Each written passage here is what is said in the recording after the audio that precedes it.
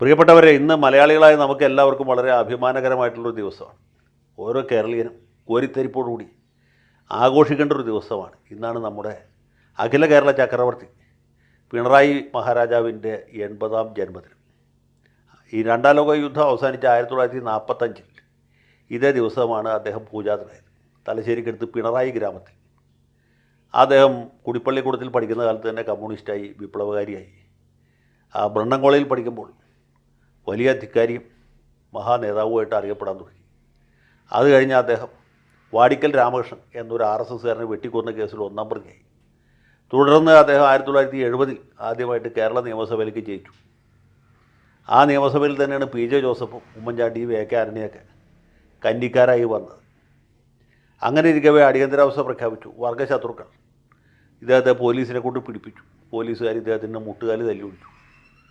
അത് കഴിഞ്ഞ് അദ്ദേഹം 77 വീണ്ടും തെരഞ്ഞെടുപ്പിൽ മത്സരിച്ചു, വീണ്ടും വിജയിച്ചു. പിന്നീട് അദ്ദേഹം കുറഞ്ഞ കാലത്തേക്ക് മത്സരിച്ചില്ല. പിന്നെ MV രാഘവൻ ബദൽ രേഖ ഉണ്ടാക്കി പോയപ്പോൾ സഖാവ് കമ്മ്യൂണിസ്റ്റ് പാർട്ടി ഓഫ് ഇന്ത്യ മാർക്സിസ്റ്റിൻ്റെ കണ്ണൂർ ജില്ലാ സെക്രട്ടറിയെ തിരഞ്ഞെടുക്കും. കണ്ണൂർ ജില്ലാ സെക്രട്ടറി എന്ന് വെച്ചാൽ വലിയ പദവിയാണ്, ചെറിയ സംഭവമല്ല. കേരളത്തിൽ വേറെയും 13 ജില്ലകളുണ്ടെങ്കിലും കണ്ണൂർ ജില്ലാ സെക്രട്ടറിക്കുള്ളൊരു പവറും പത്രാസും വേറൊരു ജില്ലക്കാരനുമില്ല. അങ്ങനെ സഖാവ് കണ്ണൂർ ജില്ലാ സെക്രട്ടറിയായി. പിന്നീട് സംസ്ഥാന സെക്രട്ടേറിയറ്റ് മെമ്പറായി, വീണ്ടും MLA ആയി, മന്ത്രിയായി. വൈദ്യുതി വകുപ്പ് മന്ത്രിയായിരിക്കുമ്പോഴാണ് ലാവലിൻ ഇടപാട് നടന്നത്. SNC ലാവലിൻ എന്ന് പറഞ്ഞ കനേഡിയൻ കമ്പനിയുമായിട്ട് കരാറുണ്ടാക്കി കേരളത്തിലെ വൈദ്യുതി മേഖലയെ ഉദ്ധരിക്കാൻ പുള്ളി തീരുമാനിച്ചു. അപ്പോഴത്തേക്കും ചില കുബുദ്ധികൾ ഇദ്ദേഹം അതിൻ്റെ വലിയ ഡിങ്കോൾഫി നടത്തി എന്ന രീതിയിലുള്ള ആരോപണമൊക്കെ ഇട്ട് പിന്നീട് വന്നു. അത് കഴിഞ്ഞ് അദ്ദേഹം പാർട്ടിയുടെ സംസ്ഥാന സെക്രട്ടറിയെ തിരഞ്ഞെടുക്കും. വൈദ്യുതി വകുപ്പ് മന്ത്രി സ്ഥാനം രാജിവെച്ചിട്ട് ആ സ്ഥാനത്ത് അദ്ദേഹം പാർട്ടിയുടെ സംസ്ഥാന സെക്രട്ടറിയായി ചുമതലയേറ്റു. അതിനെ തുടർന്നാണ് പാർട്ടി അടിമുടി മാറിയത്. അതിനു മുമ്പ് കാണാത്ത രീതിയിൽ മുതലാളിമാർ, വരണ്യ വിഭാഗത്തിൽപ്പെട്ട ആളുകൾ, മൂലധന ശക്തികളൊക്കെ കമ്മ്യൂണിസ്റ്റ് പാർട്ടി ഓഫ് ഇന്ത്യ മാർക്സിസ്റ്റുമായിട്ട് ചങ്ങാത്തം കൊടുത്തത് നമ്മൾ കാണാനിടയായി. അത് പ്രത്യേകിച്ചും ഈ കൈരളി ചാനൽ ഉണ്ടാക്കാൻ വേണ്ടിയിട്ടാണ്. ഇദ്ദേഹം വിദേശയാത്ര നടത്തുകയും പോയ സ്ഥലത്തൊക്കെ 7 സ്റ്റാർ ഹോട്ടലിൽ താമസിക്കുകയും അവിടെയുള്ള മുതലാളിമാരെയൊക്കെ കണ്ട് ചങ്ങാത്തം പറയും, അവരിൽ നിന്നൊക്കെ മൂലധനം സമാഹരിക്കുകയും അങ്ങനെ കേരളത്തിൻ്റെ അഭിമാനഭാജനമായ ഈ ഒരു ജനതയുടെ ആവിഷ്കാരം എന്ന് പറയുന്ന ചാനൽ ആരംഭിച്ചു. അങ്ങനെ ആ ചാനലും ഇദ്ദേഹത്തിൻ്റെ ഈ വളർച്ച ഒരുമിച്ചാണ് സംഭവിച്ചത്. പിന്നെ പുള്ളിക്ക് പുതിയ വൈതാളികന്മാരുണ്ടായി. ജോൺ ബ്രിട്ടാസിനെ പോലെയുള്ള ധീരസഖാക്കൾ വന്നു.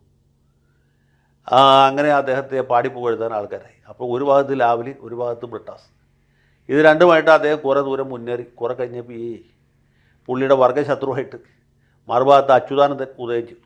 പഴയ കട്ടൻ ചായ പരിപ്പോടെ കമ്മ്യൂണിസ്റ്റുകാരൊക്കെ അച്യുതാനന്ദൻ്റെ കൂടെ കൂടി പുതിയ വിഭാഗത്തിൽപ്പെട്ട ഈ കട്ട്ലറ്റും അതുപോലെ ബ്രെഡും ബട്ടറും ഒക്കെ കഴിക്കുന്ന സഖാക്കൾ മറുഭാഗത്ത് നിന്നു. കാലാന്തരത്തിൽ ഈ ബ്രെഡും ബട്ടറും കട്ട്ലറ്റും ഒക്കെ കഴിക്കുന്ന സഖാക്കളുടെ എണ്ണം കൂടി വന്നു. പാർട്ടിയെ മൂലധന ശക്തികൾ ഹൈജാക്ക് ചെയ്തു എന്ന് ബിരുദന്മാർ പറഞ്ഞു. അങ്ങനെയല്ല, പാർട്ടി കാലത്തിനൊത്ത് മുന്നേറുന്നു എന്ന് ഈ വൈതാളികന്മാർ പറഞ്ഞു.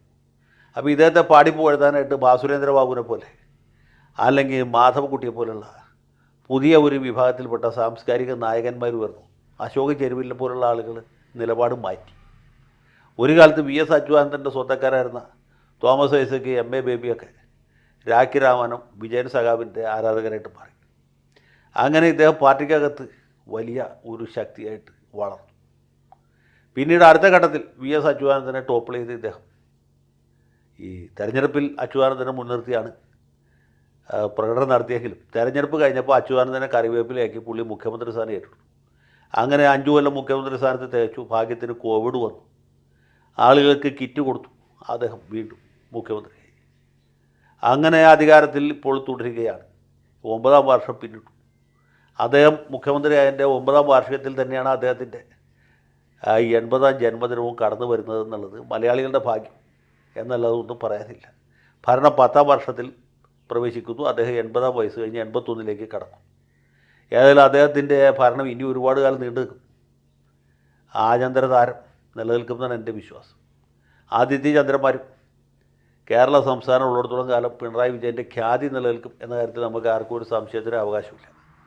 കേരളത്തിൽ ഇതിനു മുമ്പ് ചക്രവർത്തിമാരുണ്ടായിട്ട്, മഹാബലി മുതൽക്ക് മറ്റ് പലരും ഉണ്ടായിട്ട്, മാർത്താണ്ഡവർമ്മ ഉണ്ടായിട്ട്, കോഴിക്കോട് സാമൂരി ഉണ്ടായിട്ട്, കൊച്ചിയിൽ ശക്തൻ തമ്പുരാൻ ഉണ്ടായിട്ടുണ്ട്. അങ്ങനെ പലരും ഉണ്ടായിട്ടുണ്ട്. കണ്ണൂർ ആലി രാജാവ് വരെ ഉണ്ടായിട്ടുണ്ട്. പക്ഷേ പിണറായി മഹാരാജാവിനെ പോലും ഒരു ചക്രവർത്തി, ഒരു മഹാരാജാവ് ഇതിനു മുമ്പ് ഒരിക്കലും ഉണ്ടായിട്ടില്ല. ഇനി ഉണ്ടാകാൻ ബുദ്ധിമുട്ടാണ്. അപ്പോൾ അദ്ദേഹത്തിന് ആയുരാരോഗ്യങ്ങൾ നേരുന്നു. ആദിത്യ ചന്ദ്രന്മാരും കേരള സംസ്ഥാനം ഉള്ളിടത്തോളം കാലം അദ്ദേഹത്തിൻ്റെ ഖ്യാതി നിലനിൽക്കട്ടെ എന്ന് പുള്ളിയുടെ ആരാധകരോടൊപ്പം ഞാനും ആഗ്രഹിക്കുന്നു. അതിനുവേണ്ടി പ്രാർത്ഥിക്കുന്നു. ലാൽ സലാം.